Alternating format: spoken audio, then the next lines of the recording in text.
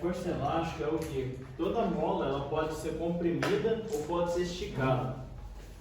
Dependendo do sentido e da intensidade da força que a gente faz, a gente vai ter uma deformação na mola que a gente calcula pela lei de Hooke, que é constante, ou seja, isso daqui depende da mola vezes a nossa deformação. Esse sinal de negativo quer dizer que o quê? A força ela tem sentido contrário à deformação. Se a gente comprime a mola, a força vai ser no sentido de voltar para o estado de repouso dela. E se a gente estica a mola, o sentido vai ser no contrário, de voltar para o repouso no sentido contrário.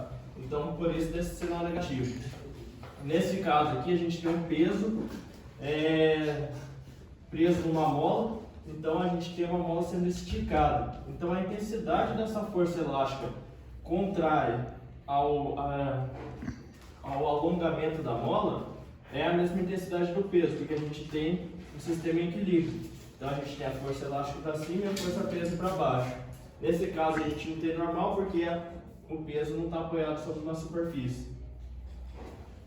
A gente tem um negócio chamado dinamômetro, que é um aparelho que tem uma marcação assim de forças, tem uma mola lá dentro. Quando a gente coloca um peso aqui, a gente vai deformar essa mola. A partir da deformação, a gente, pelas marcações, a gente consegue ver a força que a gente está fazendo, ou seja, calcular o peso de objetos.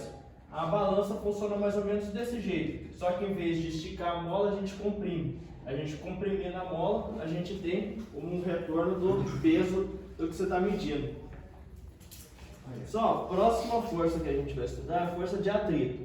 A gente tem atrito dinâmico, ou seja, quando o corpo está em movimento, e atrito estático, quando o corpo está parado. O atrito nada mais é do que uma componente da força de contato. A força de contato, ela tem a componente normal e ela tem a componente de atrito. Então, o corpo ele precisa estar apoiado sobre uma superfície para a gente ter atrito e a normal. O atrito dinâmico a gente calcula como a μ vezes a normal, ou seja, esse μ aqui é o coeficiente de atrito dinâmico. Então, o atrito dinâmico ele tem um valor. Então, toda vez que o corpo está em movimento, pelas rugosidades da superfície, a gente vai estar com um atrito dinâmico contrário a ele. Por isso que por mais assim que a gente joga uma bola, qualquer objeto, uma hora ele vai parar, porque vai ter uma força de atrito agindo contra o movimento. E o atrito estático é uma coisa que não é constante. A gente vai fazendo força no objeto, até chegar na força de atrito estático máximo.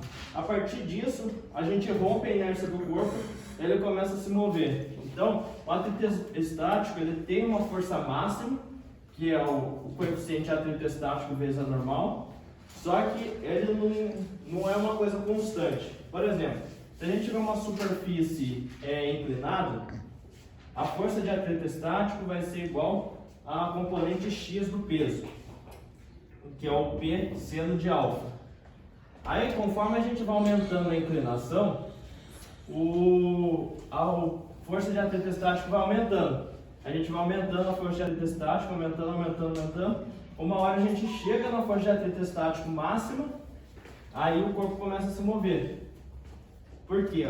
Ó, se a gente aumenta o ângulo, a gente vai aumentar o seno. O seno vai de 0 até 1. Então, se a gente for 0 graus, a gente vai ter seno de 0. O força de atrito estático e o corpo vai estar parado. Então, a gente vai aumentando até a gente chegar, quando chegar a seno de 90 graus, a gente vai ter 1. Aí, então, a força de atrito estático vai aumentando até chegar na força de atrito estático máximo. Então, quando a gente tem um sistema de corpos, a primeira coisa que a gente precisa fazer é escrever todas as forças que estão presentes. Os corpos estão sobre uma superfície? Sim.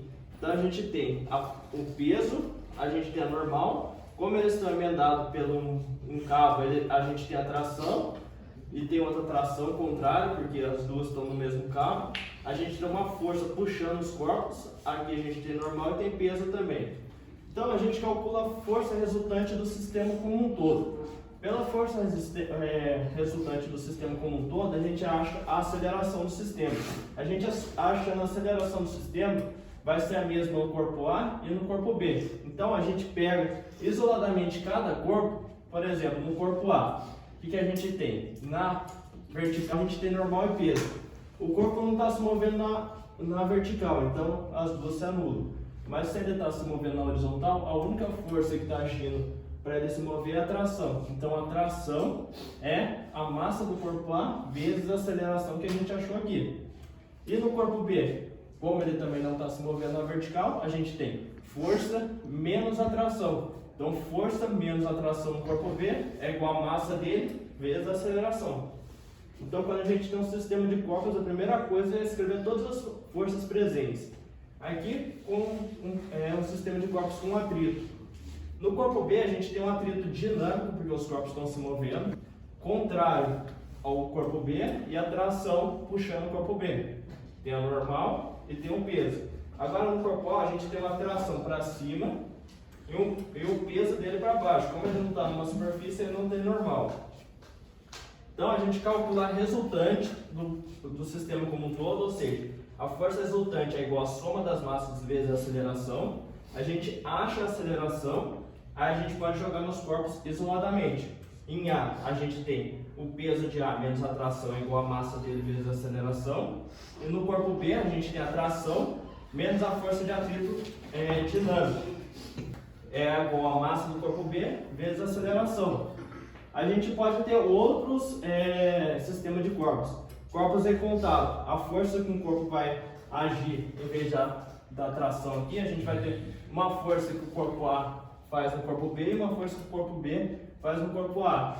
Então a gente tem que primeiro escrever todas as forças presentes, calcular a força resultante total do sistema e depois isoladamente calcular cada componente do corpo.